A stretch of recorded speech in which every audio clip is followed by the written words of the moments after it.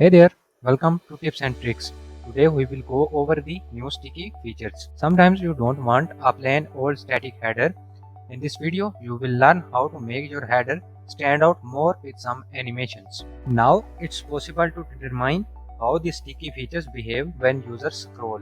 That means you can add effects and animation to make your header much more stylish. But first, subscribe to our channel for more videos to take your skills to the next level. First, set up your sticky header. In the Elementor editor, in your header, click on the section. In the panel, go to Advanced and open the scrolling effects. Choose sticky, top or bottom. I need top. Select the devices you need, desktop, mobile, etc. Now go to Offset. Here you can move the header or any other sticky element up or down in pixels.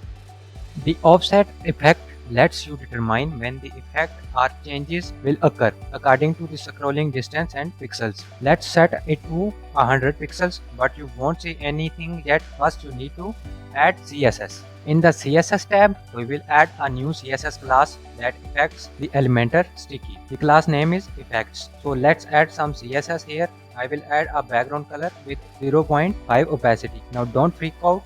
You can copy the code needed just down below in video description. Click publish and set your conditions. Let's preview what we did.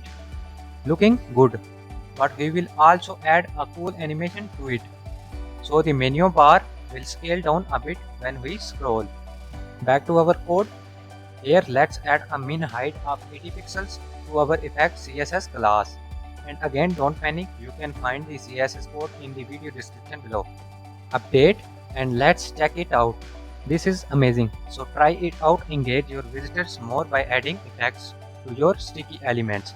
And don't forget to subscribe to our YouTube channel for more fun videos.